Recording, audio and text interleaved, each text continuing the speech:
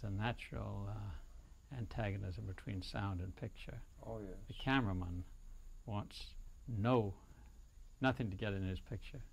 The sound person knows that he or she has to get that thing close enough to get decent sound. The microphone has to be close enough. And so this.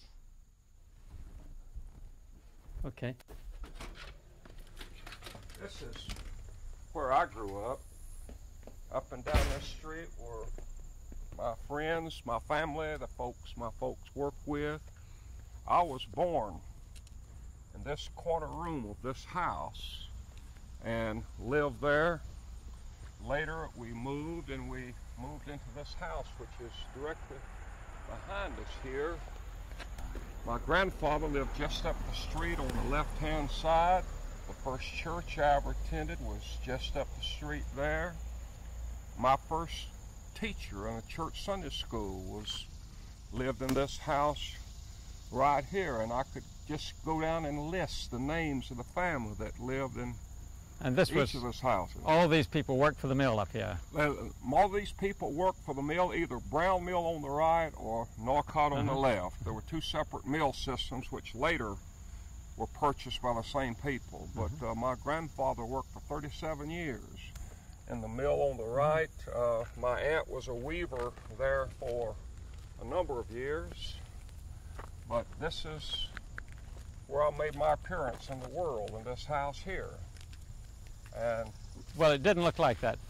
Well, no, it was white wood. It now has on it a vinyl siding, but at the time it was white wood with a wooden porch. But other than that, and the addition on the back of the house. But when we lived here, it was a 4-room house with no running water.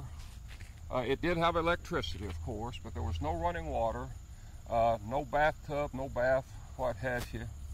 As we used to say, 4 rooms and a path. But this is where I was born, and we lived here, and then later we lived here, and then at one time we lived in a house on the other side, on the same side of the street, just up the street. My grandfather lived on the left and lived there 50 years, I guess, in that house up there. And when your father lost his job, what happened? Well, when my father lost his job, it's when we moved into this house. My father lived back over here in a mill house until he lost his job, and when he lost his job, then he moved into this house, which was owned by a man named Chinny Robinson. I see. So even in the mill village, there were other people who owned houses? A few, yes. Yes, a few, yes. Yeah. Okay, let's go on.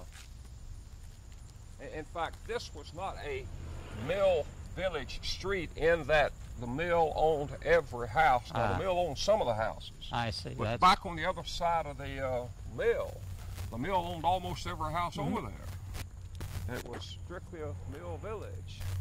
And I remember when Dad bought a new radio, but this Highline still created problems. Of course, we didn't have FM radio, it was but AM. This Highline was here at the time? This Highline has been here forever. But the field it sits up creates hob with AM radios. I see there seemed to be some room for a garden back here. Yes, there's a road back here now, but when I was a kid growing up, there was no road, and this land directly behind us was pasture land for the county home. There were no nursing homes to speak of, and the county, about a half a mile up the way, had what we call the county home. Jamie, you can move up with us now. Good, good. We got a nice cut now, I think. See, he was zooming in on us so that we weren't all that distant. Right. And then he's going to be, then we can cut in from, that's why I've made this cut point here, you see, then he can move in. Just a moment to make sure that, hold on, just stay here just a minute.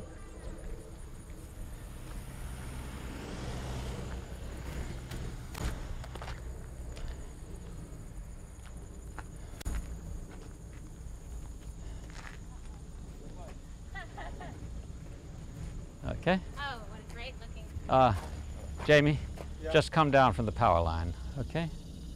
Tell me when you're going. Just speak about the power line again. The power line has been here forever. And of course, when I was a child, we had only AM radio, and the magnetic field set up around the power line itself created hob with this house and this house just under it.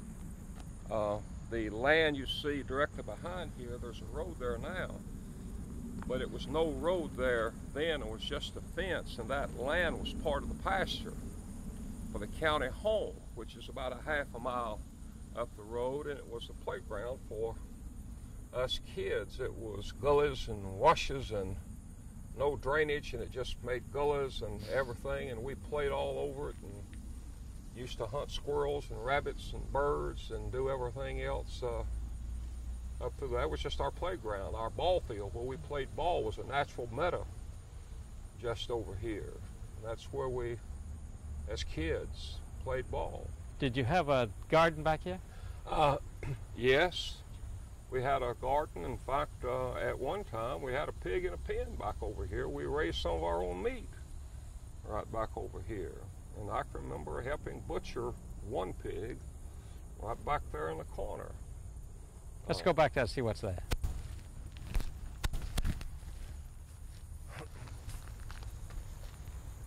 But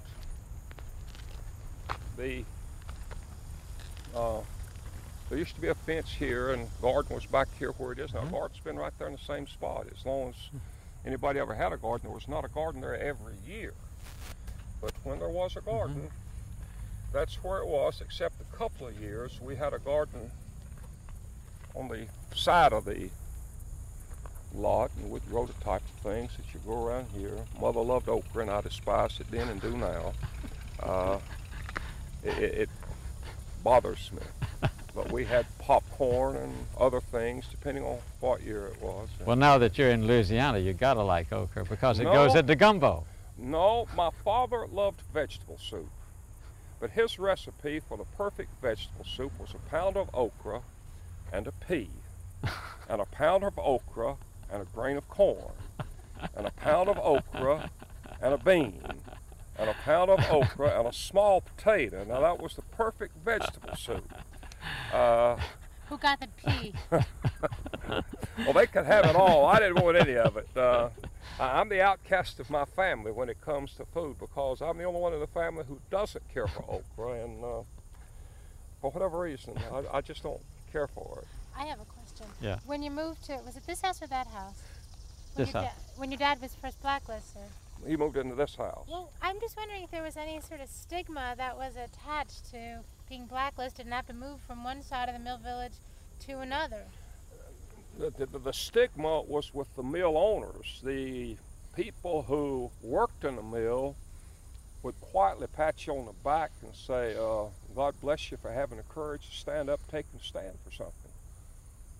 For see, many people felt the way my father did, but a fear of losing job, a fear of losing standing and what have you, they wouldn't take a stand, but they would very quietly say, we're on your side, Red. We're sorry that it happened, and would give that kind of support. But in terms of the mill workers, there was no stigma attached. Rather, it was rather a badge of someone who dared stand up and take a stand for something.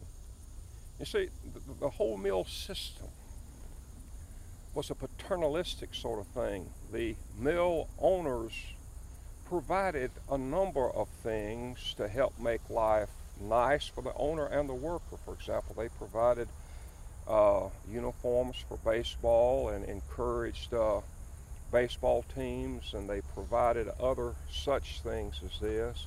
But there was never any question about who was in control and the penalty for challenging the status quo. That was always there.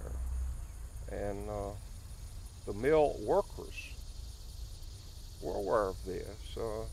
Most of them had very little education, but there's a vast difference between being ignorant in the sense of being untaught and unschooled, and in being stupid, meaning incapable of learning and of thinking. And that's the condition of the mill workers were in. Now, one thing that I'm always intrigued by is the fact that so many people who worked in the mills were kin to their immediate bosses, which are who were the second hands. Mm-hmm. And then they were also either kin to or beholden to the shift manager. Mm. And we were just talking to this fellow the other day who said that he, as a shift manager, chose his own workers. He said, we didn't have any personnel department then. And I can see how that all kind of fitted together. Well, it was a family affair. For example, if you had a job and you had a child growing up, there were not many job options around. You didn't have the option of trying to be an architect, a lawyer, a doctor, an engineer, or working for this factory or that factory. The only viable job options were in the mill.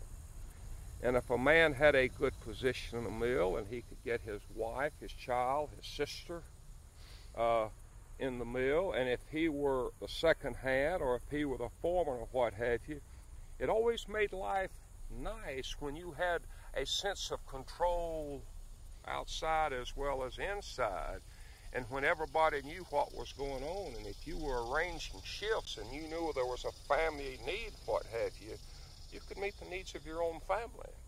So it was a family-oriented type situation.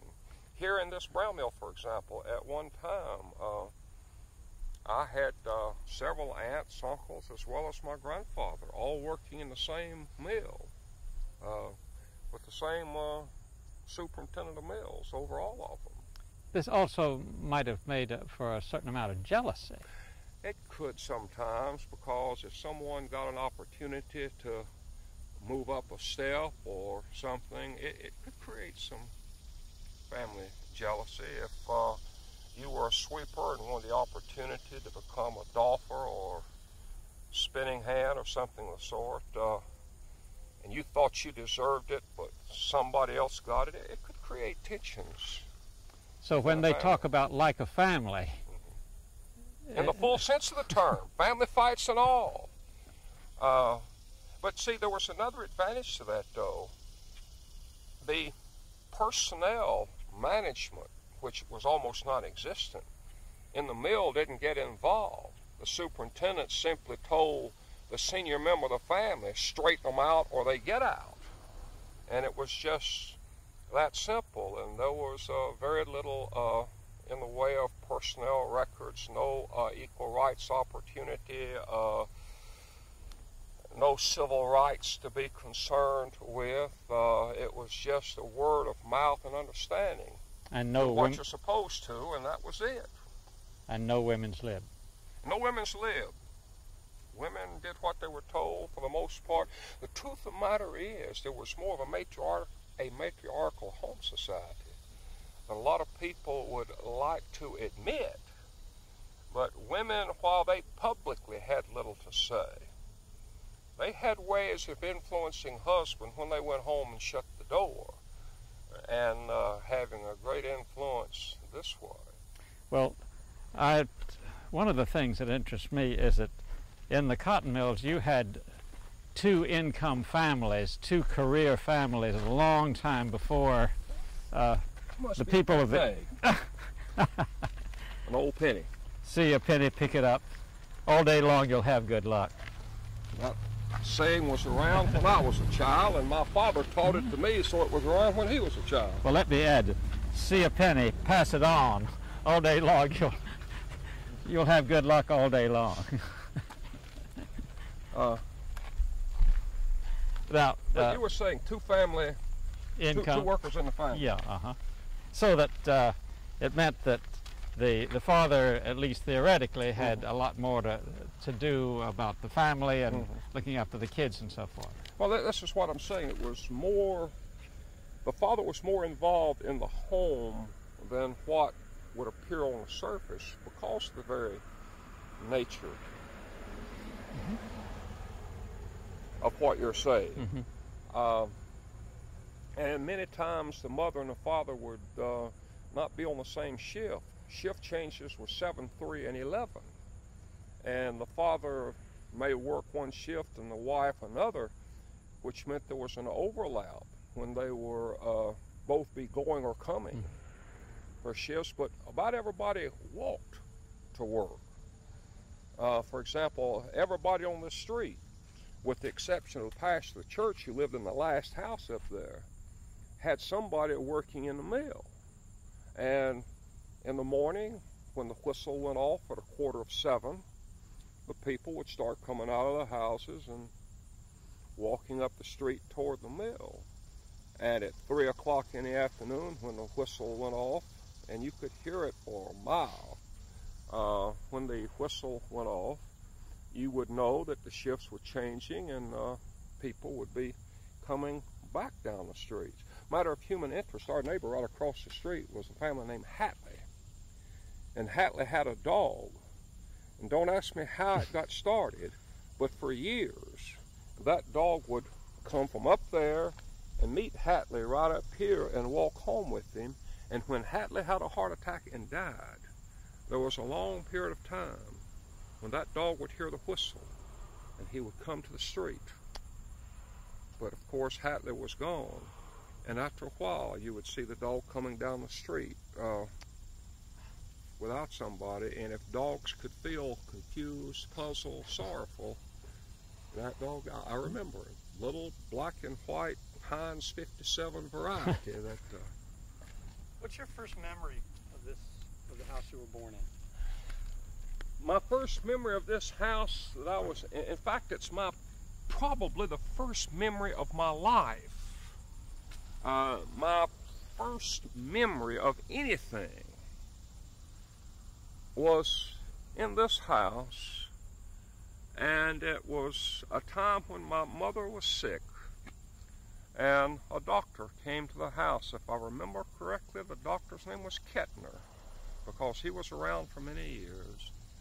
And I remember he opened his bag to show me he did not bring another baby with him. And that probably is the earliest memory of anything in my life, was that memory here in this house. Well, now we're only a block from the mill, and at that time the windows were open. You must have heard it very clearly from here. Oh, you could hear a low rumble when you had so many looms running, and the looms ran with an overhead 4-inch belt drive. You get several hundred looms running. You don't hear individual sounds. They all, so many going at once, slightly off time. There's just the dull sound that you heard constantly. And you could actually, if you went in the mill, you could actually feel it. The mill floor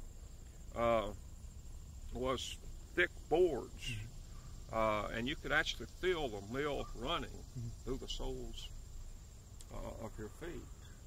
And the town lived by the whistle of the mill. The whistle went off at 5:30, time to get up. It went off at 6:45, which meant 15 minutes to shift change. It went off at 5 minutes to 7, saying it's almost, and then it went off at 7, and then it would go off at 3, and it would go off at 11 at night, and you'd hear it 11 at night. Just a moment, we're going to do that again. Have to wait till it gets away.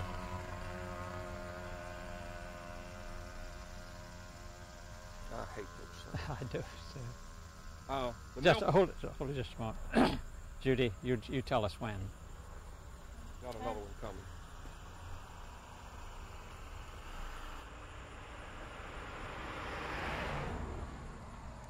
Okay, the whistle. What? Please, 1 second. I gotta fix something. Just getting B-roll of cars in the mill. And this is our... It's our reporter. Whatever past us, whatever past us. Okay. She'll be out in just a minute. Oh, let's just wait a minute. We'll just wait till she comes. That's the other. Park right here and come up and listen. Right. Okay, tell me about the whistles. Well, the rhythm of the community was set by the whistle. The mill had a very powerful steam whistle. In fact, when it was going off, you could see the steam rise above the roof of the building. But at 5:30 in the morning, it went off. At 6:45, it went off. At 5 till 7, and 7 was shift change, and it went off again. And then at 3 o'clock it went off, and at 11 at night it went off, and everybody here worked in the mill. And at those times, you could see as shift change the people either going to or coming from work. When we lived here, for example, during World War II, my aunt worked up here in Brown Mill second shift. And when the whistle went off at 11, if nothing happens, about 10 after 11, she'd come walking through the door because she walked, and everybody walked. Nobody had a car along here to speak of. Adam Thomas had a car up on the other end of the street, and there was a brief period of time when my grandfather, I remember, had a car, but for the most part, nobody had a car. For example, the Walters lived in a house that's no longer existent, no car. The Rogers, no car. The Lentzes, no car. The Thomases, no car. The Coffees, no car. Another Rogers family, no car. My grandfather, the Thomases on the other side. Ed Rogers had a car for a while. Motley was a deputy sheriff, and he had a car. But for the most part, people walked. What and happened? when the bus ran, it cost us a nickel to ride to town. What happened when the mill was on short time?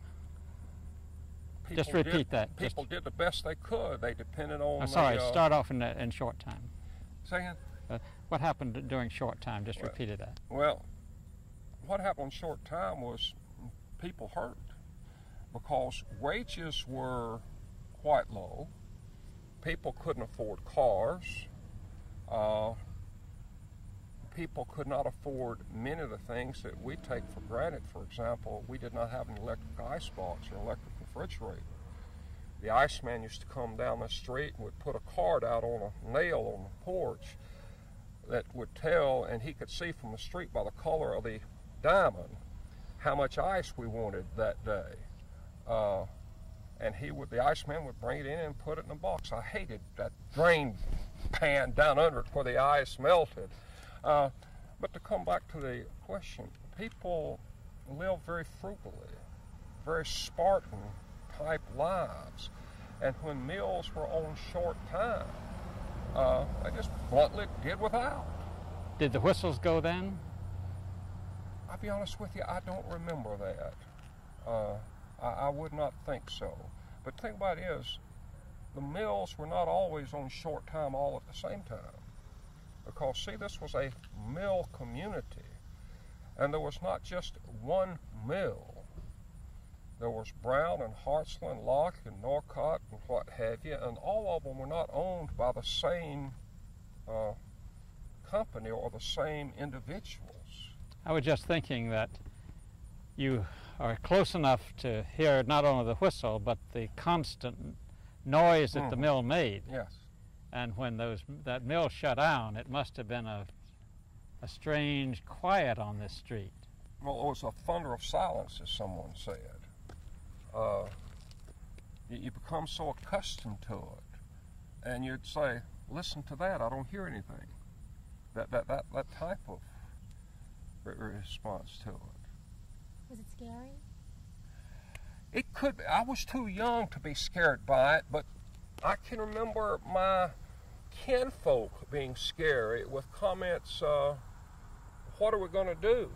You know, how long are we going to be down? Will Leonard, who ran the grocery store, extend our credit? Will Cochran, who ran the competition, will he extend our credit? This sort of thing. People live from paycheck to paycheck. And few people had a bank account. Few people wrote checks. They paid cash and got a receipt for what was done. But they lived from paycheck to paycheck, and everybody bought groceries on credit, which incidentally were delivered. Wasn't there a lot of installment buying at that time? People buying their clothes or their furniture on the layaway plan? And well, there was an awful lot of it, except in my family. My grandfather said, if you can't pay cash for it, you don't need it. And my grandfather, some way, somehow, and my father was this way, always managed some way to save a little bit. And I can remember on one occasion my mother talking about an argument she had with my father. For Sunday dinner, they had boiled potatoes.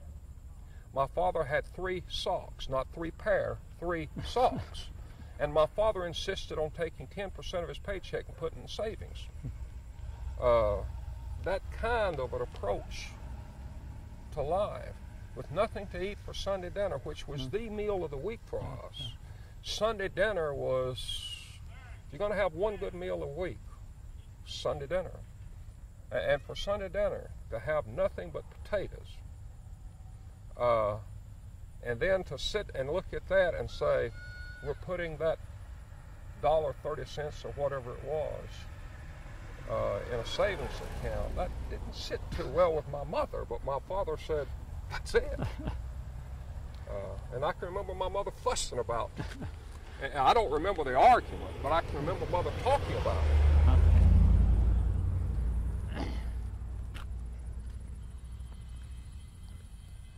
But I've walked up this street many times. Yes. And when I got my first bicycle, Western Flyer, red and gray, and you had used to ride down this hill. The hill to go down, yeah. Ride down this hill. It was safe. Nobody. I don't ever remember a car hitting anybody in this neighborhood on a bicycle. There weren't that many cars.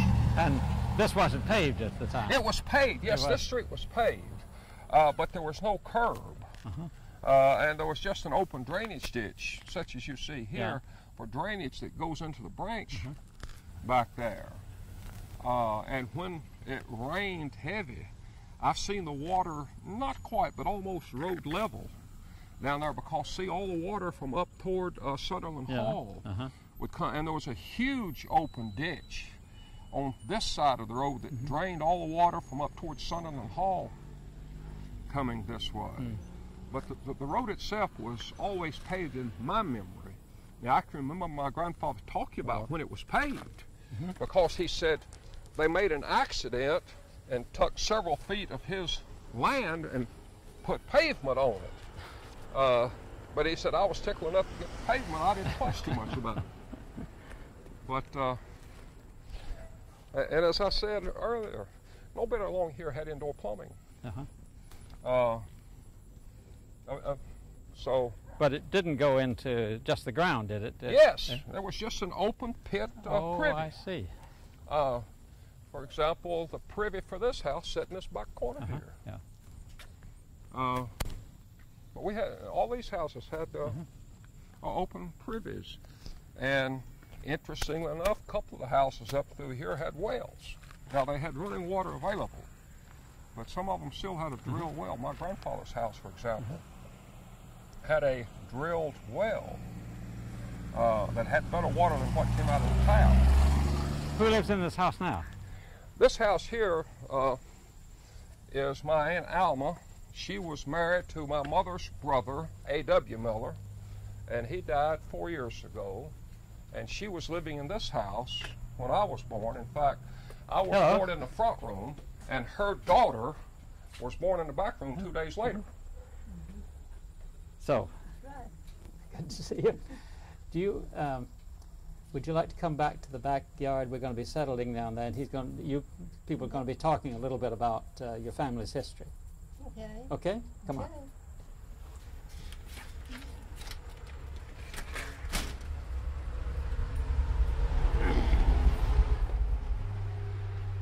Beauty before bald heads. Okay.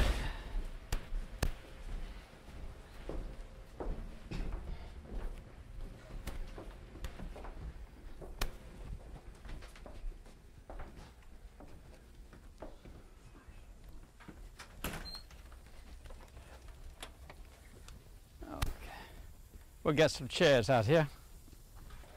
Here's one. Okay, well, we'll take those then.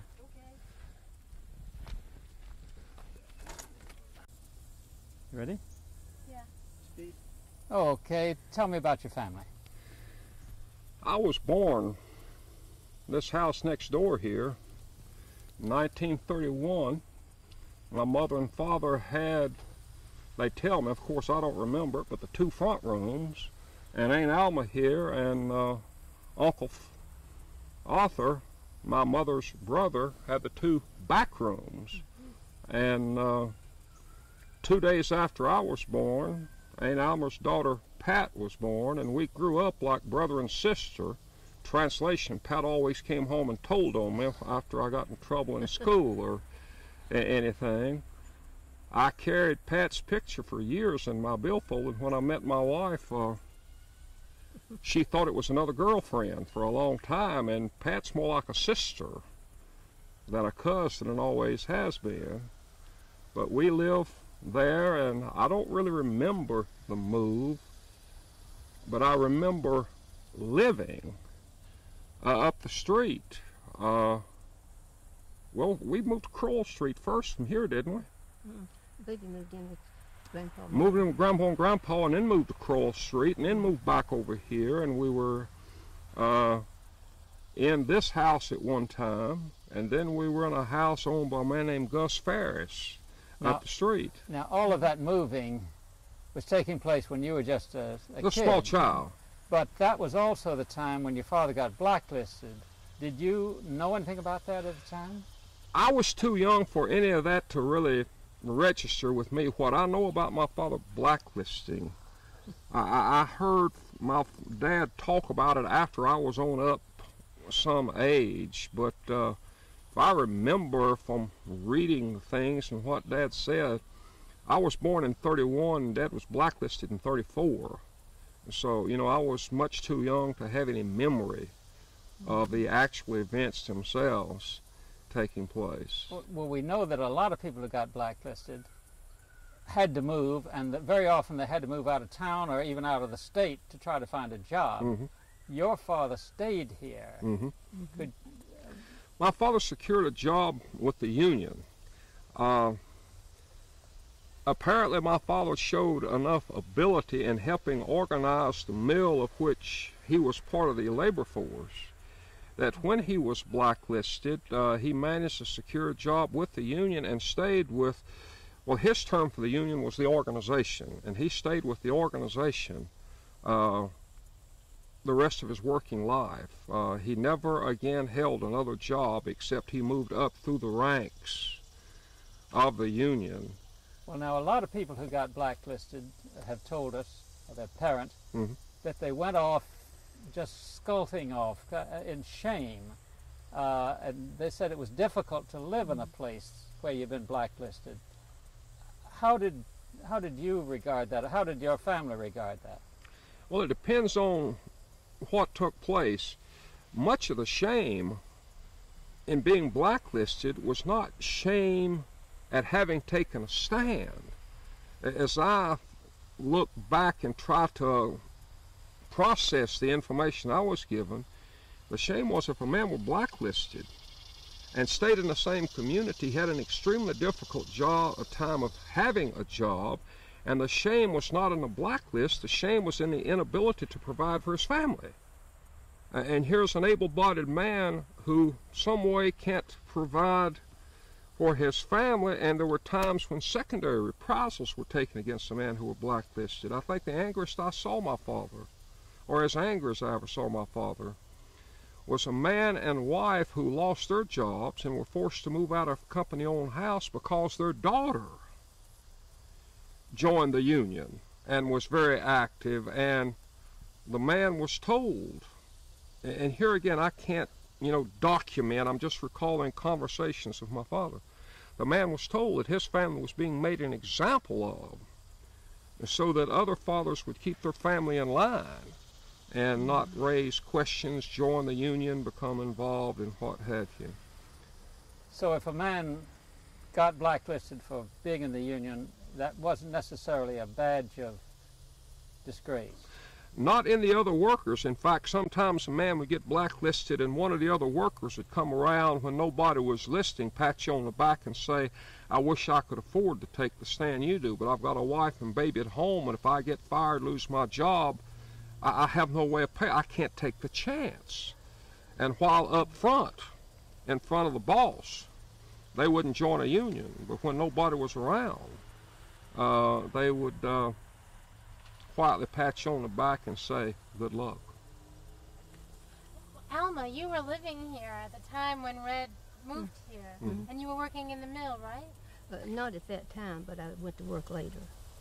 Well, what was it like to have a brother-in-law who was blacklisted from joining the union move next door to you? What's that like? Well, I'll tell you, he held his head high and kept going. He didn't stop. It didn't shame him a bit. He just kept going and kept fighting. Now, what about for you? Can you describe? How did you feel? Well, I don't think anybody held it against me at all. I had friends in the mill, and I don't think anybody ever thought anything about it. Us being their brother-in-law, sister-in-law. Were you a member of the union? No. I didn't work at the time the union was getting so strong. But one time they wanted my husband to get the names of everybody in the mill that didn't belong to the union, and he told them, no, indeed. He said, that's invading people's privacy. I will not do it. And he wouldn't do it. Who asked for that? Some of the union officials, I don't know who it was. Was it Red? No, No. no, Red hadn't got into it then. Daddy would have been part of the workforce It that was- was asking questions. It was later that he got into it. Was there any attempt on the part of the mill owners to find out who was working in the union? Oh, by all means. What did By they all do? means. Just talk about that. Well, I can remember my father talking about men, women being called to the mill office and asking, are you a member of the union? Who in your work area are very favorable to the union? Do you know who's a dues-paying member? And I can remember Dad talking about various workforces in differing mills being called together for a talk by the foreman or some representative and told, you don't want to join the union. You want to be very careful. You may lose your job. You may suffer other reprisals. Give no information. Don't sign anything, etc., etc., etc., etc. And subtle and sometimes not too subtle approaches were taken to discourage, defeat, destroy any kind of union activity by my father or any other union organizer. The powers that be were very hostile to the unions. But by 1935, latter part of 1935, we had the Wagner Act, and that was supposed to be against the law. Well, a lot of things were against the law that was done. It was against the law to lynch a man, too, but the Ku Klux Klan and others managed to do it in the South on more than one occasion. In fact, as a grown man, I remember a group of men took a man out of the jail in Greenville, South Carolina, lynched him. They found out who did it, tried him, and found him not guilty and turned him loose. So, you know, the fact that it was a Yankee law didn't necessarily have much effect down here where we lived. The attitude was they passed it, let them come down here and enforce it. What do you say about that, Alma? Well, I never did learn too much about the union and the Ku Klux. Well, now, I'm curious because we see in the newsreels we have, we see in the pictures we have, women took a big part, and yet they were almost never officers in the union, and when the meetings came about, they were never on the platform. Why? I can't answer that. As just part of society, women were not seen too much anywhere publicly. At home, a woman many times held great influence, but in public, women's lib was not existent. This was redneck country. And in terms of women holding positions in public, it just wasn't the thing to do. You were saying something about it when they came out here. About the union. No, about women. Let me I ask you to butt in. let me ask you a question. Did I portray the place of women about right then? Mm-hmm. As far as I'm concerned, I always felt like the men was the leaders. The women's place was at home. Even though women had to get out and go to work in cotton mill as much as the men did a lot of times. Mm-hmm. Here's another one of those inconsistencies of which we human beings are so capable. We'd say a woman's place was in the home, but honey, you got to go to work and get a job to help make a living so we can feed these kids.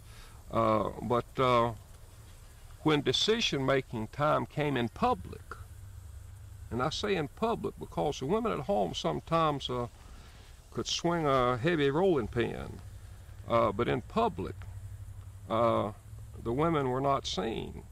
And I think an illustration from Baptist church life, as you possibly remember, I'm a Baptist minister, but in reading the minutes of the old church meetings and what have you, church roles were many times carried in three categories, and the men and the women were separate. And when business meetings were held, only the men were present.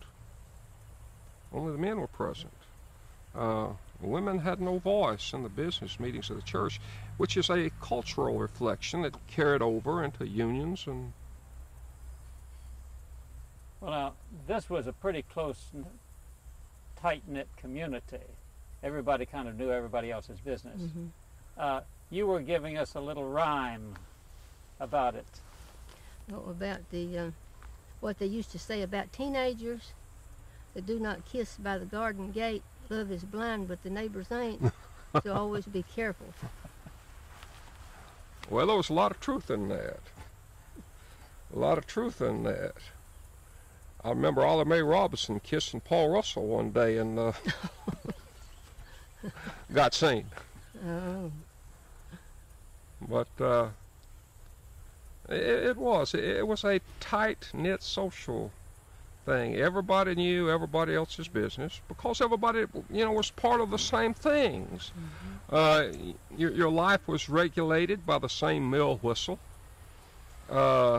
Everybody knew what anybody else could make because schedules were rather well known. Loom fixers made, weavers made, spinners, dolphers, spare hands, second hands, the wage scale was pretty commonly known, and there was not a whole lot else to do except either work in a cotton mill or be a sharecropper and grow cotton. 10 seconds, I'm going to stay right there. Talking about sharecropping. Starting to look a little you should uncomfortable get there. So. families background and Good. then when they It is getting Okay, hot. speaking of sharecropping, Judy just reminded me, you should tell how your grandfather got in here. start from Stanley and then they're moved Well, to Rooster Story. I never knew my father's father. I never knew my paternal grandfather. He died before I was born. But I do know he was a sharecropper. And I remember my father laughing about the fact that when my father was growing up, that they moved so many times that when Grandpa Lisk would walk out on the porch of the house, that the old rooster would lay down and stick his feet up in the air to be tied because he knew that he was going to be put on the back of a wagon and moved again. I don't really, I can't explain because, like I say, it was before I was born and my grandfather died. But I remember how many times they moved. I remember my earliest memory of my father's family was when they were sharecroppers on the Yates place, as they call it. And I remember the house on the Yates place, the well out back, the single layer floor where you could look down and see dogs run under the house. You'd build a fire in the wintertime and roast your face and freeze your backside with the wind coming through. Could you start about remembering about the Yates place again? I had a disturbance. You said, I remember the Yates place. Oh, but the first time I remember where my father's family lived was they were sharecroppers on the Yates place. And they held two jobs. They were sharecroppers, but the Yates also milked cows. They were dairy. And I remember the house they lived in. One level floor. You could look through the holes in the floor and see dogs running out of the house. The winter time, the house was not insulated at all. And you'd build a fire on a cold winter's day and sit close to the fire, and then you'd take turns turning around because the wind coming through the house was such you could burn your face and freeze your back at the same time. I remember decorating a Christmas tree out there. Decorations was popcorn. It had been grown in a garden. It was strung with a needle and sewing thread and cotton that was there. How'd they wind up in the cotton mill? Well, farm could only support so many people. And when Dad was growing up, there was Jake and Bryce and Blaine and Howard and Ruth and Lutel and Helen, and a sharecropper's farm will only support so many people on a family farm. So slowly they started coming to town looking for work, and when Dad got married, he was no longer part of the family. He was no longer part of the sharecropping. He needed a job to support his wife, my mother. And the only option you had at that time in this area was cotton mill or cotton farming. There was not a whole lot of other options. Oh, you may get a job in a grocery store or something of the sort, but in terms of industry, in terms of other business, there were no options. We should get these people out of the sun. Anything more you want to go? I want to know about his first job and when they moved here, and then we can go. Okay. So then they moved here. They moved here. All right. So can you tell me which mill he came to and what his first job was, and if you remember? Well, I don't remember from memory. I remember my father talking about it. Dad went to work up here in Brown Mill. Went to work in the weave room. And went to work. In fact, we have a picture. Aunt Alma has a picture taken, I believe, in '31, wasn't it, that showed my father, my grandfather, as well as her husband, my mother's brother, all worked in the weave room. And then a couple of years later, the union came along, the strike came along, my father lost his job, was forced to move out of a company-owned house, and wound up living here in this house where I was born. All of that was all jumbled together as my memories as a child growing up. The actual chronological events, I can't put them together too well. When we were inside before, you talked about motivation. You said you went to sleep last night and you started thinking about what I went to sleep last night. Someone asked me yesterday about twice what was my father's motivation for being able to work as hard as he did and to put up with some of the things, including threats of physical violence, that my dad occasionally had to put up with in his work in his union. And after I went to bed last night, I thought of one of the Jewish 8th century prophets, Amos, Micah. What does the Lord require of thee but to do justice, love righteousness? And the other one, let righteousness run down like water, and justice is a mighty stream. If I remember my Hebrew correctly, the three words that stand out so much with emphasis was mishpat, hesed, sana, justice, righteousness, so forth and so on. I'm going to ask you to do that again because you meant the 8th century prophets, and you didn't mean that, did you? 8th century BC. Okay. Micah, Amos, to pick a single year, 750 BC. So relate that to your dad. You said that you talked about impelled by anger. That's the word you used before. My dad, I think, was impelled by anger. And I think the kind of anger that my father was impelled by was not the kind of anger you associate with somebody losing their temper. But I think I can illustrate it with a story. Westbrook Pegler was a newspaper columnist during the World War II era, and he wrote an article about, on one occasion, about another correspondent. And the other correspondent's name has slipped my memory just now. I'll think of it in a moment. But anyway, Pegler had a penchant at times for being rather intemperate, some of the things that he said, and he accused the other correspondent of being gutless, yellow, etc., etc., etc., etc. And David Lawrence, I believe was his name, sued Pegler for libel and slander. And Lawrence was on the witness stand, and I think that was his name. Lawrence was on the witness stand, and he got angry on the witness stand. And Pegler's lawyer said, "Sir, control yourself. Don't get angry. This is a court of law." And Lawrence's reply was, "Sir, you shame my name. My son comes home from school in tears because of the names that his classmates call him. My wife comes home from the beauty parlor in tears because of comments she hears in the beauty parlor. You would destroy my ability to make a living for my family, and you say, don't get angry?"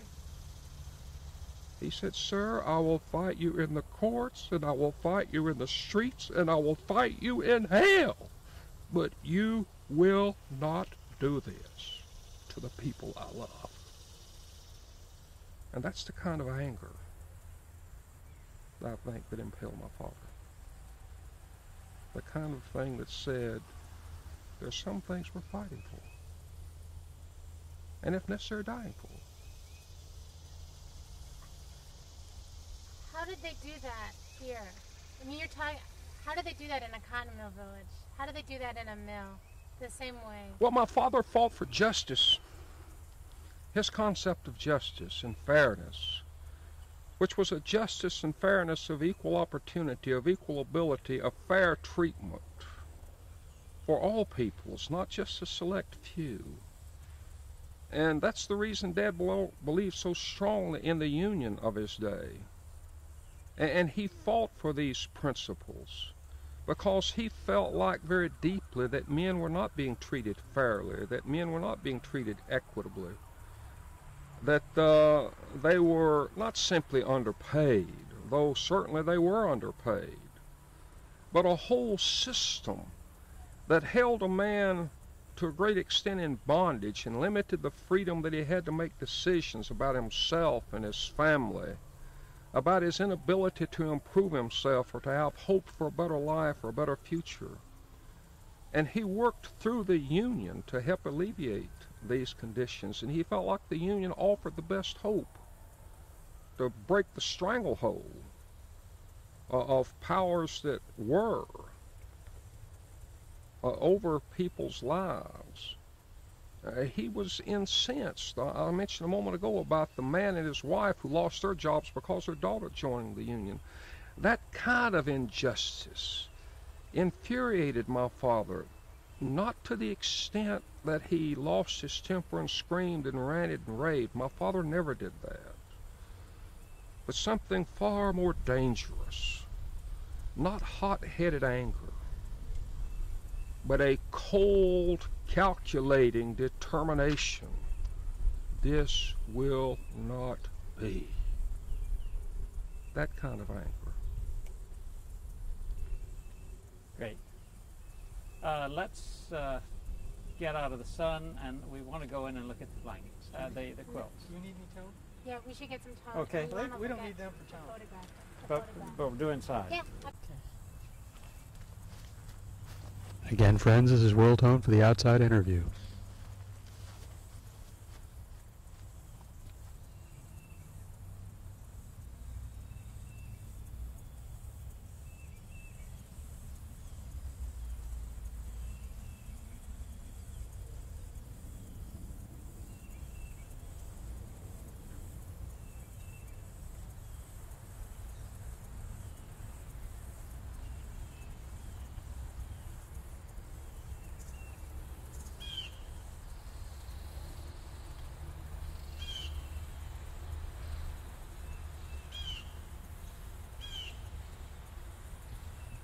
You could go in. I just want to get some clean birds. Yeah, okay. I just want to get some clean. Now, her husband, I said my father never had a hot-headed kind of man. Shade, and then we would have been able to sit and talk for a while. And I tell you what, The purpose of this is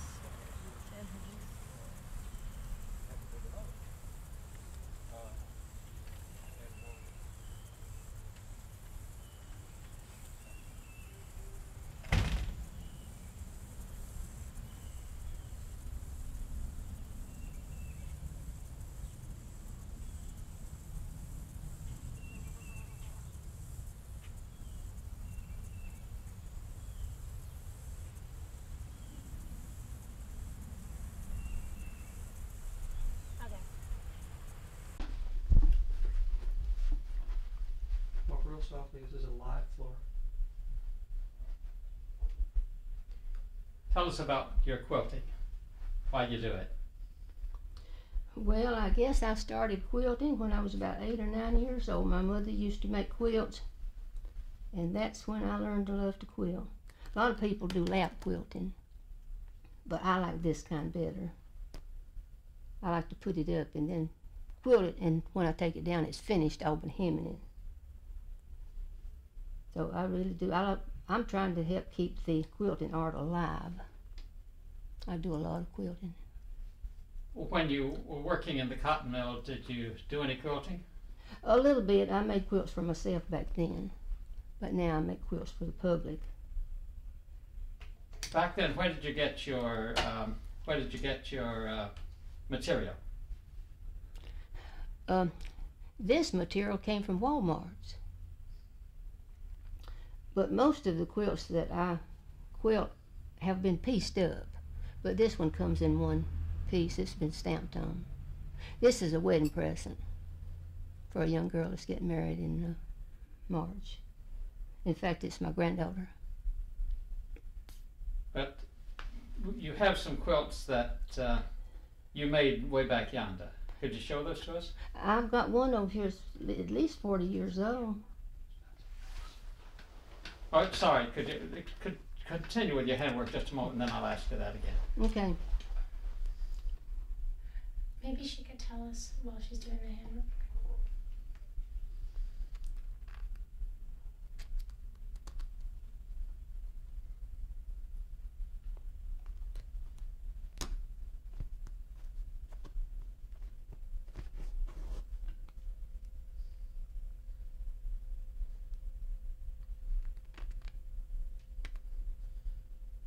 You can't quilt without a thimble.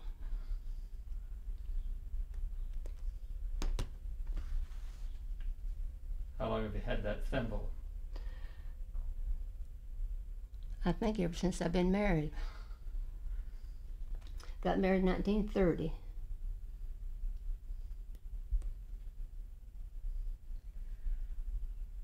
You were telling me before about that store. Dover Supermarket up here. It's been there since 1920. It's been run by 3 generations. A son, a father, and a grandfather. And it's still there. They carried people through the strike. And when you was out of work, you still got groceries. And I guess they're still carrying people. That's where I trade. I can walk up there, buy what I want, and they send it down here. It's real handy, real convenient. They still deliver. That's unusual. Well, the boys that work up there, the boys that take the groceries out, they roll it down here in the cart. It's not but a little ways. And they all seem pretty glad to help out. You had some quilts that you made way back yonder. Mm-hmm. Could you show those to us? Mm-hmm.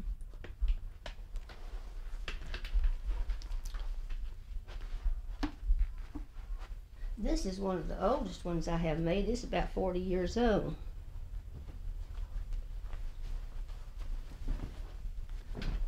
And this one is still older than that.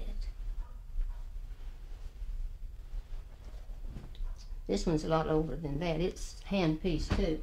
Where did you get those? Back to the Owen, could you hold it up again? This one? Yes. Would you get the material for that? This material came from the Brown Mill. That's what we used to make up there in the weave room as outing. And I made lots of quilts and put outing from the Brown Mill. Turn it over just so we can see the other side now. And where did you get the patches and so forth? Just scraps from sewing I had done. And this one here, it's got outing too that was made at the Brown Mill. How did you make the outing? Well, it's a long story. They have to nap it after it's made. And this one has just been made recently. This is a double wedding ring. This is one I like to quilt most. I've made about 8 like this in the last year or so. But now, my favorite is this one in here on bed, the state quilt.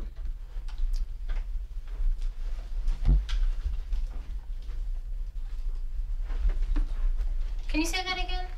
My favorite quilt is this one in here on the bed. It's the state quilt with the state flowers and the state birds. It took me quite some time to make this one.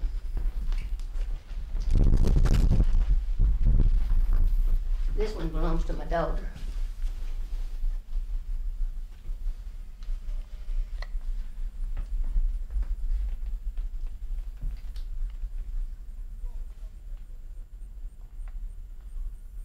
Well, did any of the women back then make these for sale? No, I think mostly back then was made for their own use. We had big families back then and needed lots of quilts. Was there, if you couldn't work in the mill, was there any other way of making a living then? Take in washing. I used to take in washing from the neighbors. You'd do most anything back then for make an honest dollar. And I did. I've done everything from keeping children to taking washing, sewing. Anything you could do to make an honest dollar, that's what you had to do.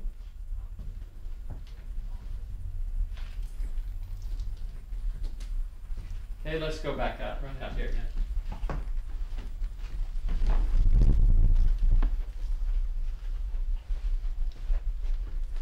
Okay, just fold up those again. Do these bring back any memories? Mm-hmm. I'll say they do. This is from dresses that I made children, made neighbors, from shirts. I used to sew. I made my husband shirts way back a long time ago. You had to do a lot of things back then.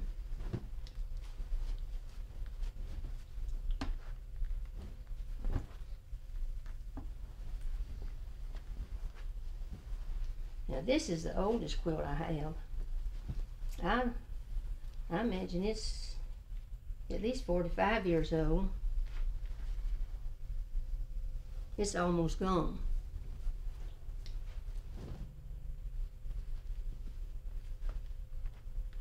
Washing those must have been a problem.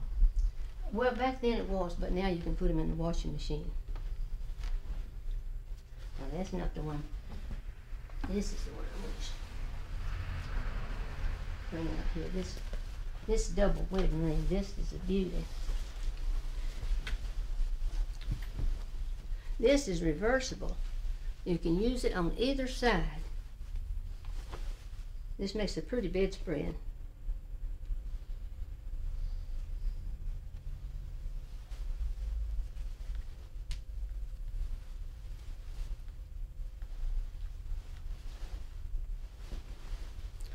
I made quilts for all my children, all my grandchildren, and now it's time to start on great-grandchildren. How many do you have? I have 4 children, 8 grandchildren, and 5 great-grandchildren. So I've got at least 5 more quilts to make.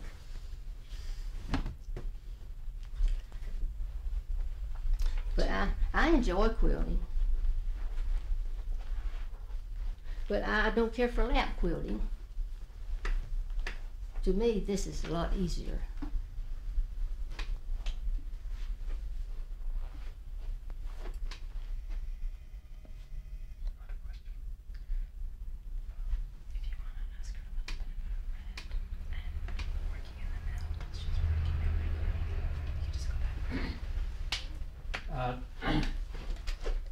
Why don't you go back to that Okay. after Jamie gets what Yeah, he's doing? yeah. As long as she doesn't stop, you can keep talking. I'm just on her hands. When did you start working in the mill? About 1933, I imagine 34. You know, we should get this from there so let Jamie get his stuff and then we Work can a while and then be out a while. And work a while and be out a while. And what did you do? I was a weaver and I would fill batteries.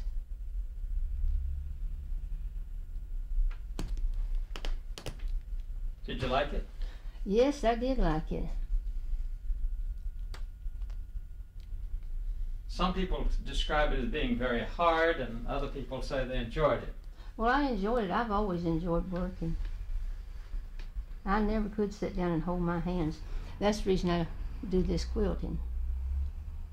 I cannot sit down and do nothing. I got to be busy.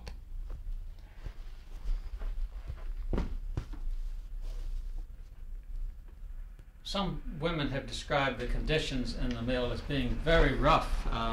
That is, that it was very hot and noisy and all of that. Well, it was hot and it was noisy, especially, sorry. Especially in the weave room. Could you say that again? It was hot and it was noisy, especially in the weave room. And that's the only place I worked.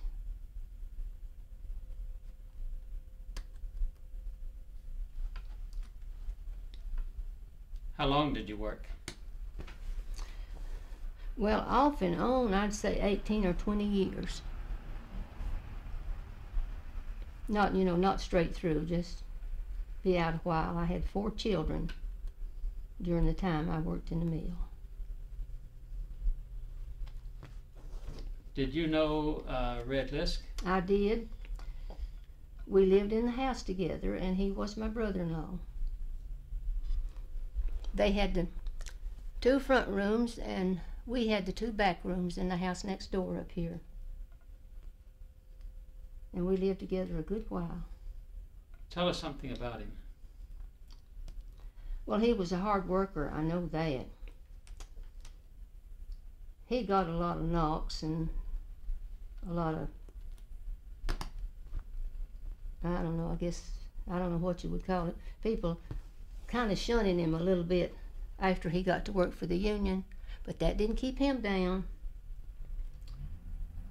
He made good. They did him a favor when they let him go from the mill.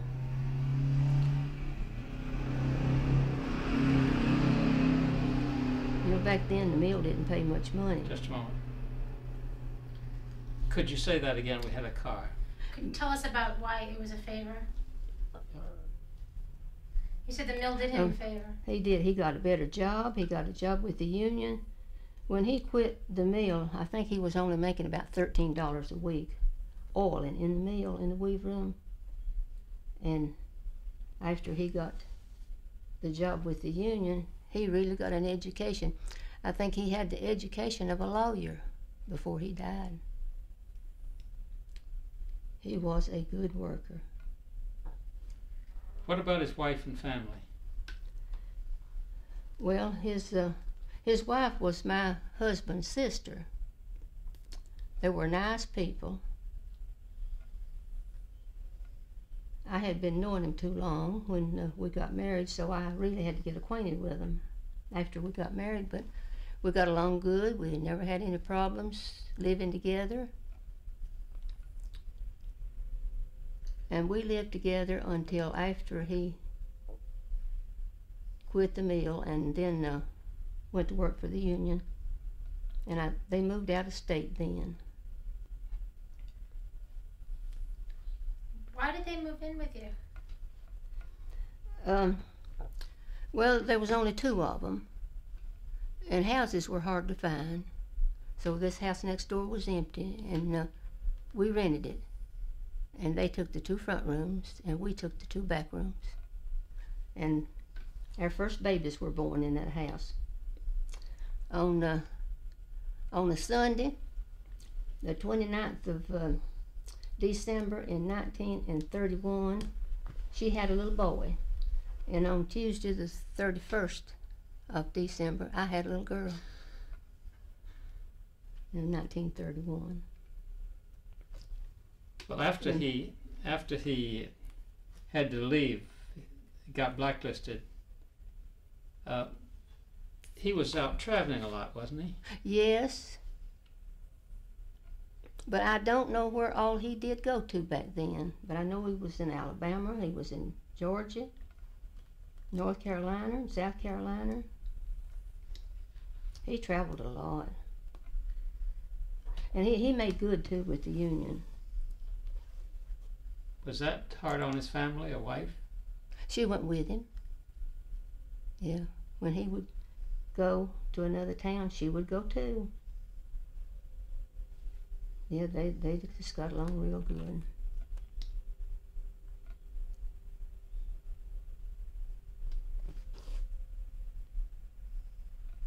Did you ever get interested in what he was doing? No, I never got interested in the Union at all. And they never got the Union up here in the Brown Mill. Was there much talk about it? Well, not in the mill, but there was talk about it on the outside. I think people were afraid to talk about it in the mill. So the Union's one thing I never did learn too much about.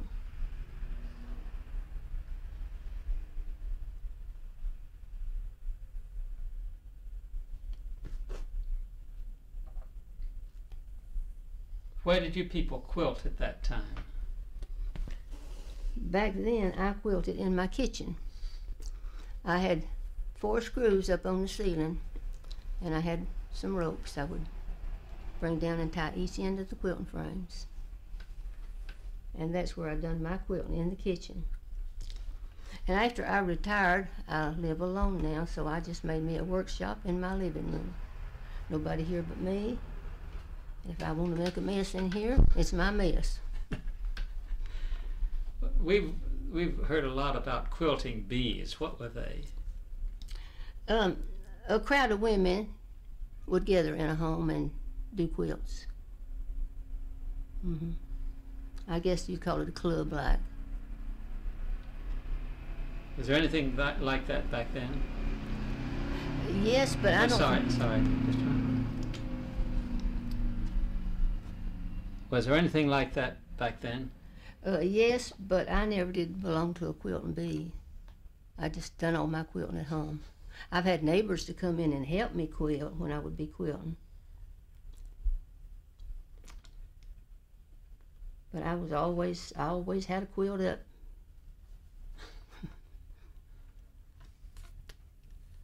I don't know how many quilts I have made in my lifetime, but I know since I've retired, I've quilted at least 30 since I've retired. I retired in 1980. Was Red and his wife living with you when he got blacklisted? Yes, we were living in the house together. But back then, I didn't even know what that meant. So he didn't come home and tell you what was happening to him? Well, see, my husband knew and his wife knew, but I didn't ask any questions. I just knew he'd lost his job. And I figured it was the reason he was trying to get the Union. But he really made good with the Union after he did go to work for him.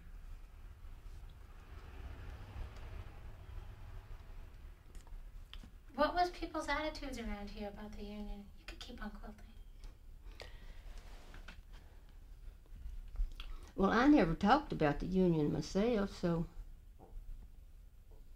I don't know what other people thought about it, but I never talked about it. Because I didn't know if it was good or bad.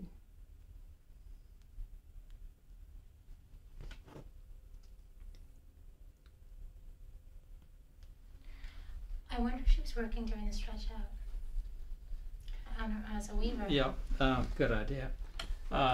During that early part of the time when you started working the mill, they started adding more sides to, more looms to people and making them work faster. Did that happen? Yes, they went from 14 looms to 20. And then I think they went on up till they finally got up to 60 after so long a time, but I don't know how many they run now. How did you feel about that? Well, I tell you, it was hard work. You had to keep going. But I still enjoyed it. It was honest work, so I still worked and enjoyed it. Did you have any trouble making production? Well, sometimes. I wasn't the fastest worker in the world. Sometimes I had trouble. But there's a lot of made production and even overproduction. Okay, thank you. That's beautiful. That's Page Young. That's Dan Horton. Right here is Hurley Lambert. There's a Coley boy. Who is this? Hurley. Lambert lives next door. No, Hurley Cornell. Hurley Cornell. Vic Barrier? Barrier, Yeah, I do remember. Jim Blackwelder. Some of these I remember, and some of them I never, I didn't know at all. One of the things that interests me is the hairstyle of the women. And the dress styles. But you notice every one of the men, only one man didn't have on overalls. Every man there, well, take back. Here's another. Overall was just a work uniform. Were the men? Oshkosh. Were the men in suits these supervisors? Yes. You might say that. Yeah. Oshkosh overalls. Not Susan Roebuck? No, And also start identifying the men in suits as the superintendent or whatever it is, and then find your father and her wife, her husband. Well, this is Vic Barry, if I remember correctly. Jim Blackwelder. They were management, we'll say today. And my father, I don't know whether it's symbolic or not, but my father is as far away from them as you could possibly be and be in the same picture. I don't know whether that has any symbolism or not. But you will notice also that the mill windows were open and not bricked up as they are now. Well, it wasn't air conditioned back then. Oh no. Well, if it had been, because of the way they worked the cotton fiber, they wouldn't have used it because they deliberately wanted the mill hot and damp. Well, right here's Sandy Miller. Right there's a Coley boy. Right there is Hurley Cornell. Yeah, I remember Hurley. A.W. Miller. That was your husband, my uncle. And there is Wilkes Carter, and there's Rob Hill, Page Young, and Glenn Horton, Will Hendricks, And Daddy. Red Lisk. I didn't remember my daddy losing his hair that early, but Daddy didn't have any hair then. Now, some of these ladies I don't know. This is Louise Irvin. That is Annie Garber, Alice Ridlin, Viola Irvin, Myrtle Irvin. Can't remember her name. And that is She's hiding deliberately. Bertha McDaniel, and Dolly Stamper, and Noni Meacham, Miss Dagenhart, and Miss Beeman, and Miss Stywall, Virginia Blackwelder, Miss Coley, Grace Easley. I started to say that looked like Grace Easley. And I can't put a name to that one. And this is Ozella Yates and her sister Viola. And that picture was made In September of 1931. and you remember all those names. Well, I didn't work at the mill back then. It was later when I went to work in the mill. But That makes it even more amazing because you didn't see them every day. No, a lot of them I learned on the outside, not in the mill.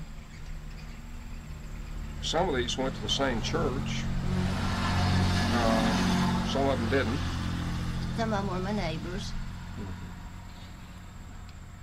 Did they often take shift pictures like this? This is the only one I ever remember them taking up here. Now, back in '31, what kind of working conditions were going on? How long were all these people working on this picture? I guess you worked till you got too old to work. No, there was no such thing as retirement in this country. I don't mean that. I mean hours each day. What was their day like? The standard meal shift was changed at 7, 3, and 11 when I was coming up. But prior to that, not too many years before, it was 6 to 6. When my father got married, he worked 6 to 6 Monday through Friday and 6 to 12 on Saturday. Alma, when you worked in the mill first, what was the shift? 8 hours when I first went to work. An 8-hour shift had become more or less common about the time of the labor unrest, the strike of 34, 35. Long enough, the 8-hour shifts were more or less standard. Alma, could you tell me, I bet you cooked breakfast for your husband every day, didn't you? I did. So can you say when he went to work, what his routine was like, you cooking breakfast for him? Well, I think we got up at 5:30 in the mornings, and see, I had children in school then, after a while. Had children in school. And biscuits were made from scratch, no cans you wrap on the counter. Right. Get up and cook a big pan of biscuits and open a half-a-gallon jar of peaches that I had canned in the summertime. We'd eat them all. And I can remember the old safe in the kitchen where you'd put 50 pounds of flour in the corner of it, pull the enamel lid out and make your biscuits on the enamel lid and roll them out. That's the kitchen cabinet. Mm-hmm. Yeah. I can remember that. They're all gone though. It's all built-in cabinets now mostly. I never stop to think about the fact other people don't read the same things I do. Exactly. Okay, y'all can start pointing people out. That's Grandpa, and there's his hat. Did he ever go anywhere without that hat? No. No. I accused him one time of wearing it to bed. That's Uncle Arthur. Here's Daddy. Could you lean back just a come bit over there? here. There we go. Reverend, when I walked in this house this morning, the first thing you did was take me aside and get all excited about that picture. Yeah, I wanted to show it to you because everything from the women's dress styles to people that I knew, that I grew up, some of them lived up and down the street. I just mean point out your daddy again. This is my father, and you notice he lost his hair at an early age. Okay, yeah, we get it. Okay. Please. This is my dad, and you notice he's lost his hair here in 31. Now, Alma, could you just tell us about the women and just go down and point them out? This is Louise Irvin. This is Annie Garber and Alice Ridlin, Viola Irvin and Myrtle Irvin, Bertha McDaniel, Dolly Stamper, Noni Meacham, and Miss Dagenhart. And I think that this is the Beeman and this is the Stywalk. And Virginia Blackwelder, and Miss Coley, Grace Easley, and Ozella Yates. That is the only ones that I can remember their names. Well, that's about all of them. Was this Clarence Coley's wife? His mother. Mother. Mm-hmm. Okay, now point out the overseers and then the others in suits. There's Vic Barrier. I remember him. Mm-hmm. And Jim Blackwelder. I remember the name, but I don't remember him. Mm-hmm. And this is a Smith. And this is my father-in-law. This is our Miller. This is Jess Yates. This is the dry man. This is Richard Barrier. This is his father right there. Mr. Henson. And Coley Bowley. And Mr. Stywall. And this is Mr. Horton. This is Hurley Connell. A.W. Miller, Wilson Carter, Raymond Garver, Lee Coley, Robert Hill, Page Young, Glenn Horton. Don't know that one or that one. That's Will Hendricks, and that's Red Lisk. That's not bad, being 60 years ago. Well, I really had to put on a thinking cap. Okay. But fine. that's 60 cut. years ago. Okay, just be looking at it if you would, please. Now I'll get a picture of this. And William, Yeah, let me go get some close-ups while you start asking those questions. okay. What was everyone do? What was what was this room and what did everybody do in it? It was a weave room. That's Wait. where they made cloth. Try it again. This is a weave room picture, and they made cloth. For example, Grandpa's job was to make sure that the looms worked. He was a loom fixer. That was his job. And some of these others were weavers.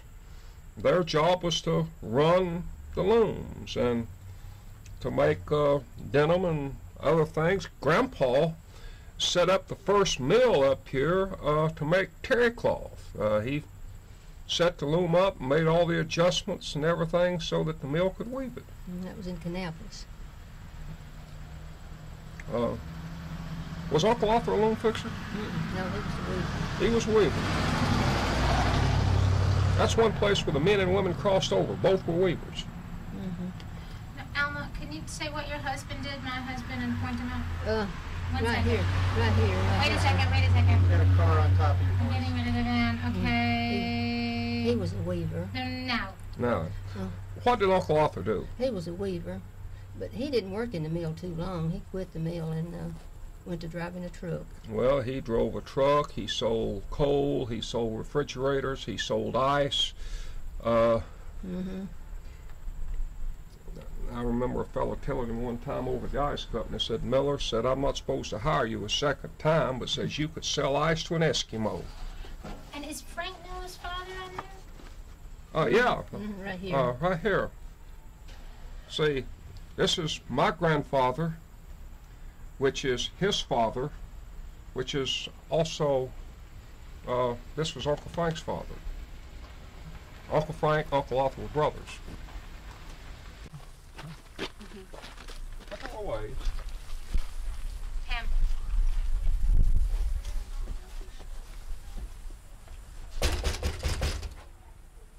Hello.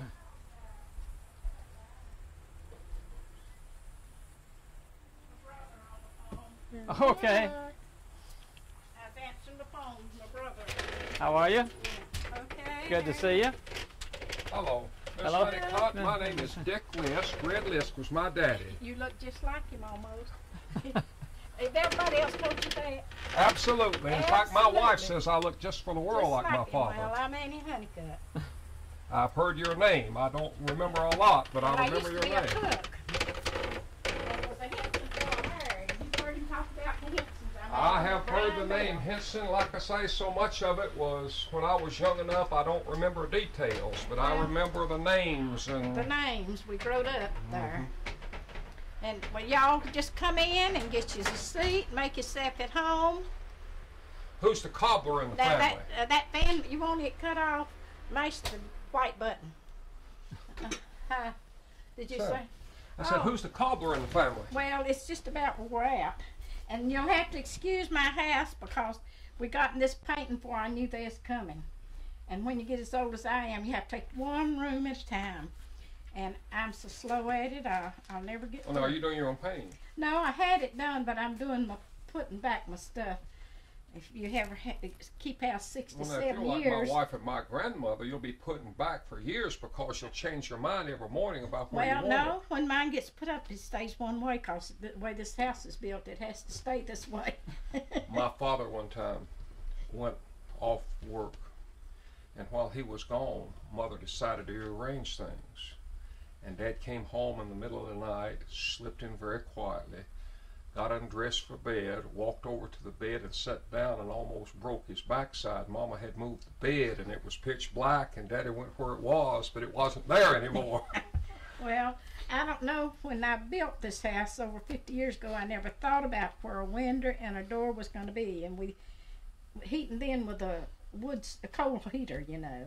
We had French doors and all these doors shut and everything, heated one room at a time. But after we put a furnace in, I took down all the doors. Because the grandchildren coming in, you know, they'd shut them up, my thermostat in here, and I'd have to worry with that. So we took down most of the doors, but the bedrooms and the bathrooms and things like that. Let's just hold it a moment and get on the sticks, Jenny. Now that strikes the chord, something like, seemed like I might have heard about it. Yeah. You know. No, but Annie, you remember that the big thing that his father helped you do was that case. Yeah. Oh yes. Okay. Well, the reason that my husband went to work for this union and all is because, you know, they laid him off and he worked for the WPA and they wouldn't nobody hire him. You know what I mean? You couldn't get jobs. Jobs was hard to get. And he worked for the WPA and I don't know, they weren't making anything, just a little wages. It was just nothing almost, and we'd get some free food and we just couldn't live on it. And then he was trying to help organize at the Union Hall, you know, going to the meetings, and they offered him a position of going and organizing. Mr. Lisk did. Yeah. He offered him a job, and so he went to organizing then. And is that where you first met my daddy? No, I knowed your daddy whenever him and your mother got married. Okay, so I've knowed them before they ever got knowed her before they ever got married. But then your husband and my father became, for lack of a better word, involved in the union work together. Yes. Talk to me about, I can remember my father talking about the mill and work and what have you. Talk to me about how they went about organizing or getting the plant organized out here. Well, they just talked to the people they worked with. Now they had a meeting I don't remember how often they had the meetings at the Union Hall, but I had two babies and a grandmother. I didn't attend the meetings, but Les did. And so they would talk to people in the mill, and it gets around by mouth, you know. They'd invite them to the Union Hall, to the meetings. Some's interest, you can usually, when you talk to anybody, find out whether they're interested or not. Because there's some gonna go for it, some don't, and that's just their privilege. It's their. Do you remember much about, did you hear any kind of response from the mill owners, the superintendents and what have you? Did you hear your husband and my daddy ever talk about what kind of response they were getting, not from the workers, but from... Well, you know, I didn't talk to your daddy as much as Les did. It was just passing talk. Now, Les is the one that went around with him. And so I guess he didn't tell me everything either. There ain't many men does.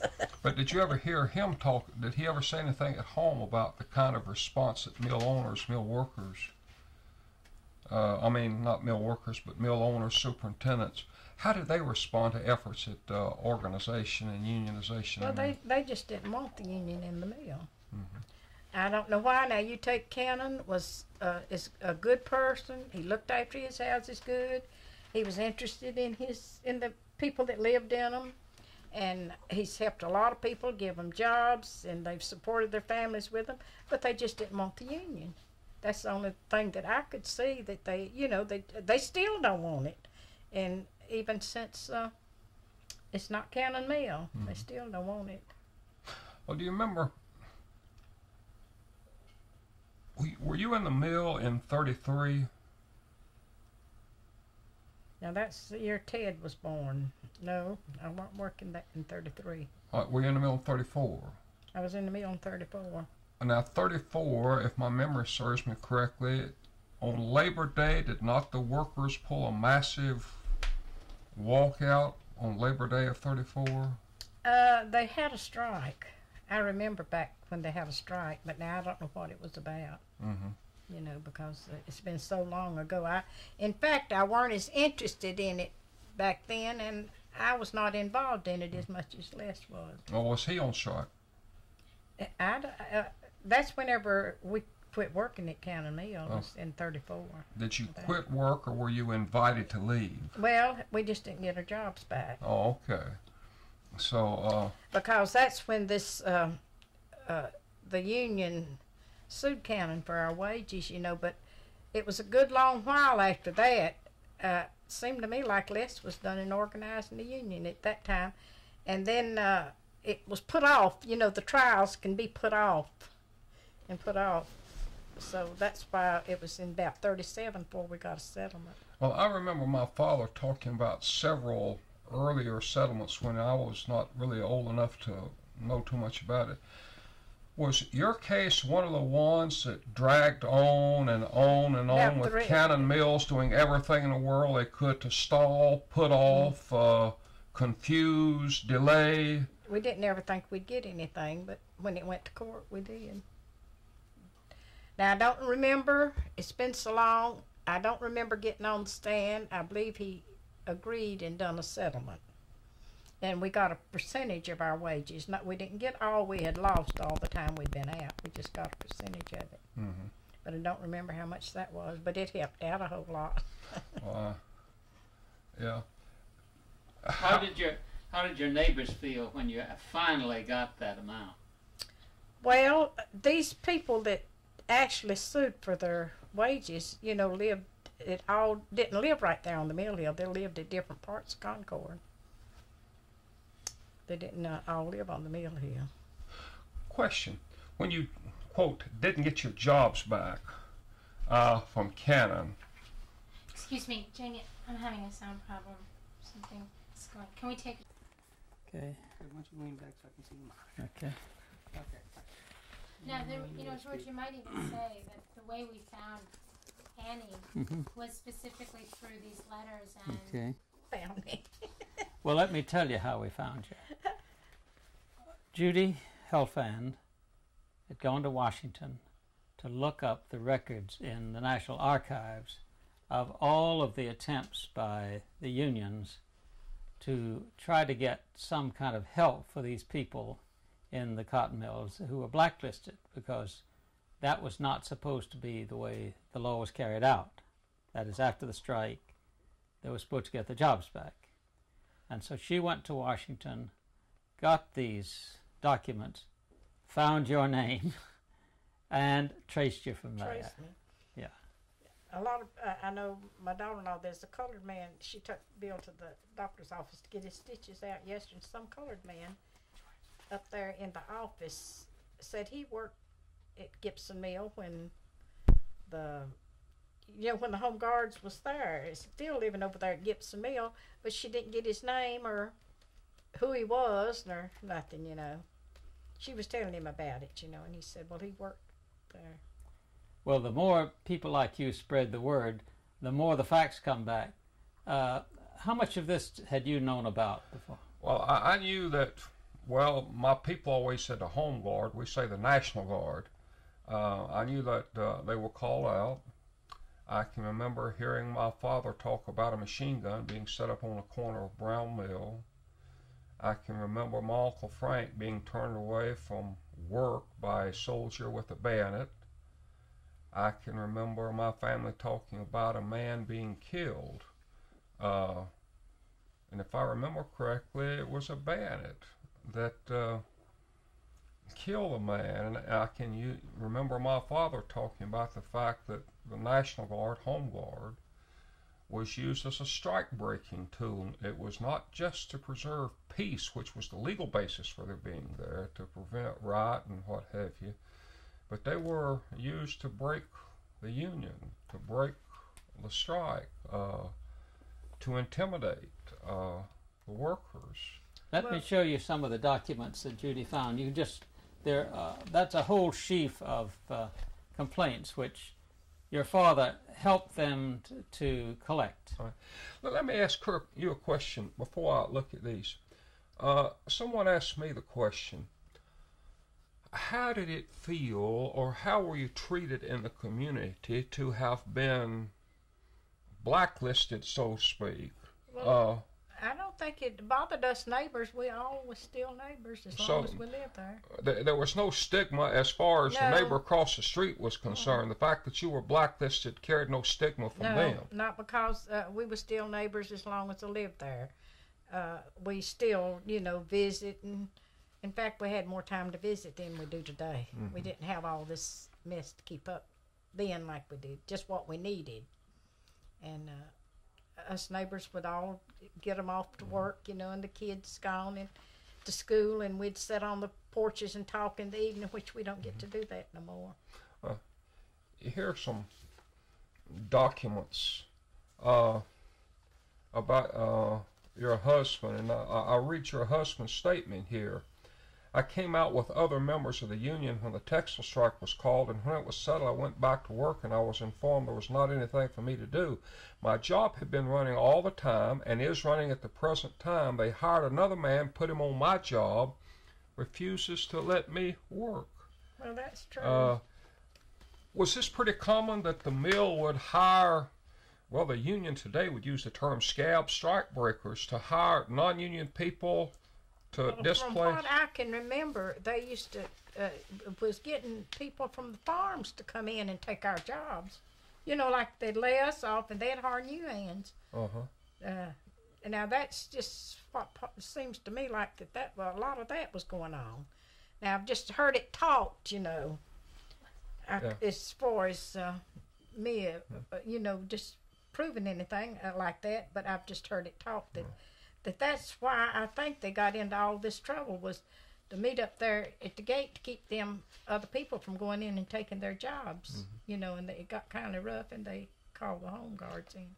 Well, you're saying that there were confrontations between the people who had been working, who went on strike, and people who were hired to take their place. They'd get up there at the gates, and like they didn't want nobody else to go in and take their jobs, naturally, and that's what started all the trouble.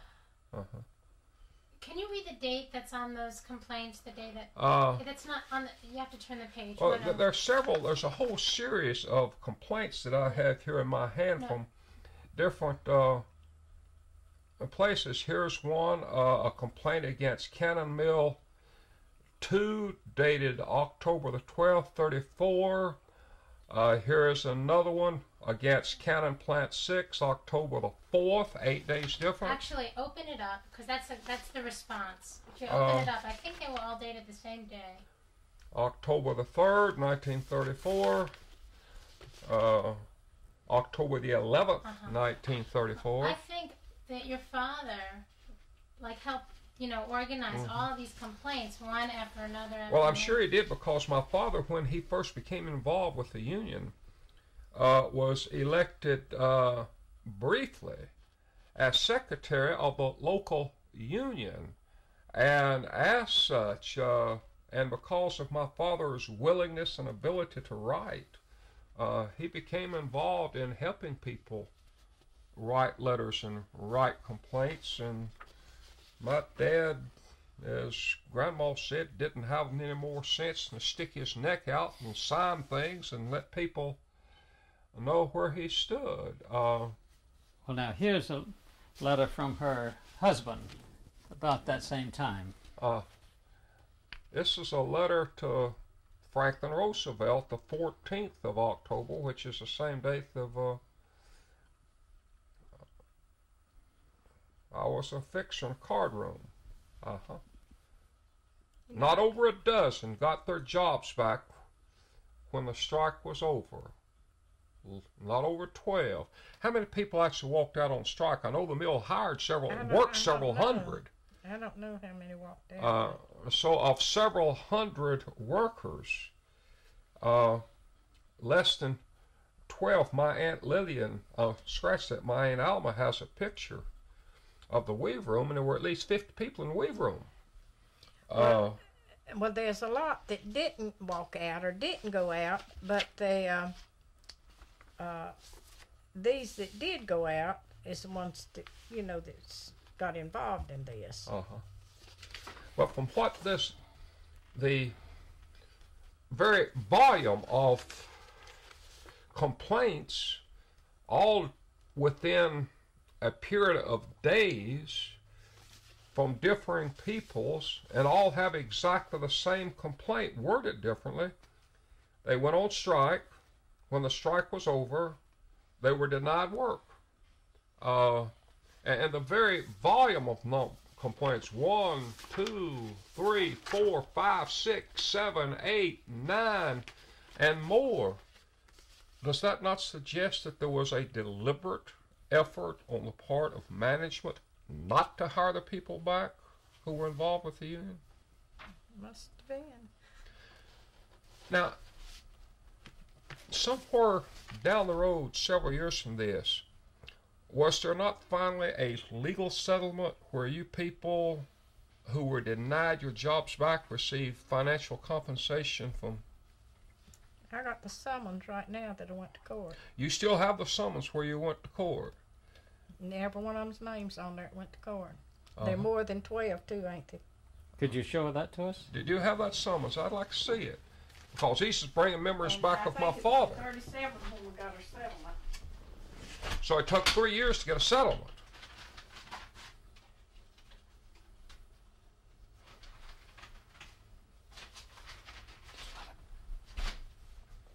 I don't know why I had to throw it away. That's why I'm a pack rat. I sat down here one night and worked till 2 o'clock throwing away stuff like that. I thought, Lord, I got 2 boys. What if something had happened to me? And they'd have to go through all this mess to see whether there's any value in it or not. And I had this floor full of stuff that I thrown away. Old bills that I'd paid for furniture years ago. Now, ain't that foolish to keep everything? But why'd you save that? I don't know why. There was just something about it that I just kept.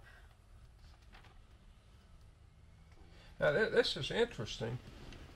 This is a summons to appear in court, but the plaintiff, if I'm reading this correctly, is not the union, but the mill. Well, I don't know who it is, but that's when they paid us our wages. I don't know who done the... But I think your daddy was behind all that there. I don't doubt it all. But it says Cannon Mills Company plaintiff against Lloyd Holder, Annie Cook, L.A. Cook, H.E. Russell, Clarence Fry, Clarence Shue, Mamie Shue, J.A. Aldridge, Lee Boat, etc., etc., etc., etc. Well, we went to, it was all settled in court. I don't remember how it was settled, but your daddy was is the one that got them to do this. You know what I mean, that settlement. And I don't remember how much that we got, but we did get a percentage of our wages. Well, now we found a document in Washington that will answer that question. Why don't you show And it's the decision first? okay. Oh yeah, this is interesting. Cannon Mills is, I don't know what exactly they're asking for. Well, that's a funny looking summons to me. But they are alleging that the workers listed on the other side, quote, for relief of account of wrongful acts damaging the plaintiff's business. Which is to say that going on strike was an offense that Cannon Mills sued. Well, I don't know who was sued, but we got some money out of it. Now I don't know how much. I wished I could remember, but I don't. Well, there's some documents that may help you. No, there's one with everyone's name on it and your daddy's signature. Hereby agree, the Cannon Mills Company recognizes the principles of collective bargaining, and I know Cannon Mills choked on that sentence because they never did. And even this took place in 34, and the settlement here is dated 38, which is 4 years after the original offense. That summons is dated in 37. But I can remember after World War II, when Cannon Mills refused to, in fact, if not in verbal theory, recognized the right of workers to organize and engage in collective bargaining. I can remember the effort of my father to organize the mills again. And Cannon Mills refused to recognize the right of union representation and bargaining. Cannon Mills promises, this is interesting, in 1938 they promised in no way to dominate or interfere with, by foreman or otherwise, the formation or administration of a union. And I can remember my father talking after World War II, how they did that very thing, and the promise not to discriminate by foreman or otherwise in regard to hire, tenure, employment, term, condition of employment, which they never kept. The sum of $3,000 will be paid to members of the Textile Workers Union, etc., etc., etc. Well, maybe that was what was divided between us. I know there's some money involved because we got some of it, but I didn't know how much. I couldn't remember. How'd that make you feel? How'd that make you feel? Well, we felt like we'd won something, just a little bit anyhow. But now, you know, I've thought a lot about it too. I've often wondered if Cannon himself knew everything that went on in that mill, because he seemed to be a real nice fella too, and wouldn't been a better superintendent than Mr. Harmon. I got his picture over there. Mr. Harmon was good to all the people that lived on the hill. If they got in it real tough, he looked after his people that lived in his houses. He would try, and he was a good superintendent. And I just often wondered if it was, it's just help here and help there, and a lot of people work for Cannon Mill. I just wonder if he really knew everything that went on, which they don't know today. I don't think whoever owns it, they don't know everything that goes on in that mill. Well, now, tomorrow we're going to be talking with a federal investigator who dealt with Mr. Cannon, and we'll ask him and see what he says. Well, that's why I said I just wondered, even when Mr. Cannon died and they had an auction, I even bought some of his stuff up there. Went to the auction and bought boxes of stuff that belonged to him. Years and years later when he passed away. I can tell you what. Because I messed with junk, I went and bought some. What'd you say? Because I messed with junk, I was right at that auction. but based purely on my memory of conversations of my father with other members of the union and people, my personal evaluation of Mr. Charles Cannon would be a two-sided thing. In many ways, he was a kind, courteous man, and who did help fund a number of charitable activities and what have you. But when you challenged his authority, and when you challenged the very basis of the way he saw himself as the power, you were dealing with something else. And this is strictly my impression based on conversations I heard with my father and what have you. It's my impression that Charles Cannon was a generous, gracious man to the point. His authority, his concept of his position, and the place of workers within his factories was not challenged. At that point, he became rather obdurate, obstinate, hard-headed, and all the rest of opposition. Well, you know what? I think if you ever get the union, you get better wages. And I've often wondered if it weren't because he didn't want to put out no money. Well, I don't think there's any question about that, because I was challenging his position. What did you say? Sorry. I said he just didn't want to put out no more money than he had to. Well, that's right. And to ask for more, and to go on to strike for ask for more, and to ask for the right to organize, and as a body ask for more, challenged not only his pocketbook, it challenged his authority. But now, you've all been talking about money, and I'm sure that that was very important in operating the cotton mills.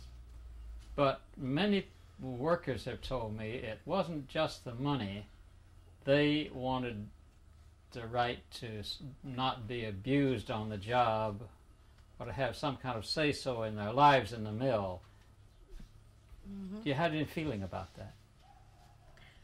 Well, now, I didn't have no trouble with my boss man because I told you my uncle was my boss man, and so me and him got along all right.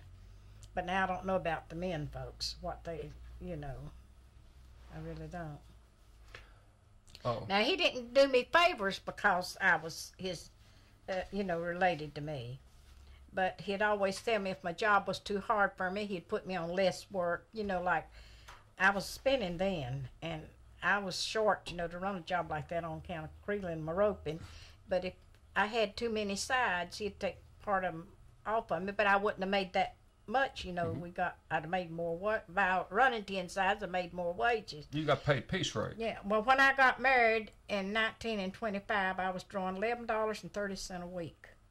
I remember because I was getting it in a little envelope. We got money. We didn't get checks, and I'd take my money home every week and give it to my mom and daddy. I never opened my envelope till I got home. Then they'd give me what they wanted me to have. But I was earning $11.30 a week. And then when I got married, I got my own check. I thought I had something.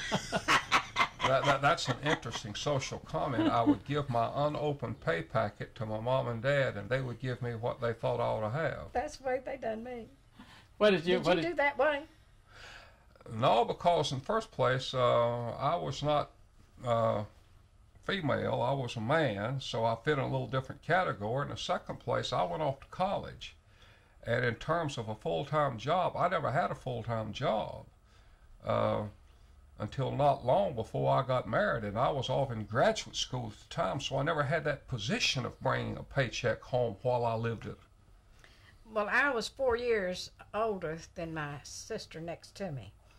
And times was so hard. When I got through grammar school at 13, I went to work in the mill at 14. And times was so hard, my daddy said, now, you work now, Annie, and when quick as Pauline gets old enough to go to work, you can go back to school, and she can go to work. But now, I run away and got married before she got old enough to go to work. How old were you when you got married? 17 in September, got married the following April.